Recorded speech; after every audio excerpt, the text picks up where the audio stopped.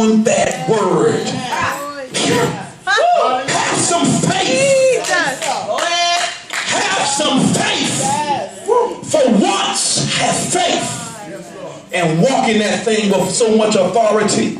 Amen. Hold on to it. I don't care if you don't even have a penny in your pocket. I don't even care if you're sitting on a thread of joy. I don't care if you're sitting on nothing but just doubt. And so many things around you that's opposing against the will of God in your life. You got to know where God said you can count on it. I'm telling you, no matter what the situation is. And so we sit on that. Amen. Amen. Amen. God is good. We're going to turn over to Daniel real quick. Daniel, the book of Daniel, the 3rd chapter, starting from the 11th verse to the 19th verse.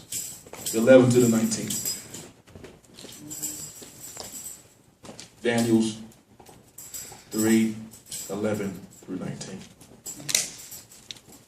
And that whoever does not fall down and worship will be thrown into a blazing furnace. But there are some Jews whom have set over the affairs of the province of Babylon, Shadrach, Meshach, and Abednego. Pay no attention to you, your majesty. They neither serve your gods nor worship the image of gold you have set up. Furious with rage, Nebuchadnezzar summoned Shadrach, Meshach, and Abednego. So these men were brought before the king. And Nebuchadnezzar said to them, "Is it true, Shadrach, Meshach, and Abednego, that you do not serve my gods or worship the image of gold I have set up? Now when you hear the sound of the horn, flute, zither, lyre, harp, pipe, and all kinds of music, if you are ready to fall down and worship the image I made, very good. But if you do not worship it, you will be thrown immediately into a blazing furnace. Then what God will be able to rescue you from my hand?" Shadrach, Meshach, and Abednego replied to him, "King Nebuchadnezzar, we do not need to defend ourselves before you in this matter. If we are thrown into the blazing furnace, the God we serve is able to deliver us from it, and he will deliver us from your majesty's hand. Amen. But even if he does not, we want you to know, your majesty, that we will not serve your gods or worship the image of gold you have set up." Nebuchadnezzar was furious with Shadrach, Meshach, and Abednego, and his attitude toward them changed. He ordered the furnace heated 7 times hotter than usual. Amen. We thank God for the reading of the word. Amen. Amen. Amen. If I had to leave a subject topic, would be by the help of fire.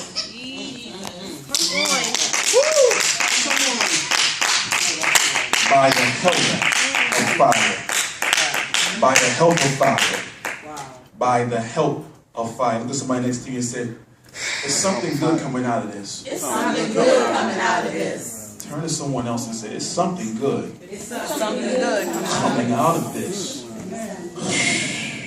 Something good. Something good coming out of this. Something good. At the end of the day, something good is coming out of this. Amen. I want to prophesy to you tonight. Amen. Because there's some things that is going on in your world. Some things that you can't even explain. You can't even explain some of the things. If you try to explain it, it may even be confusing to some people. So some things you had to keep private.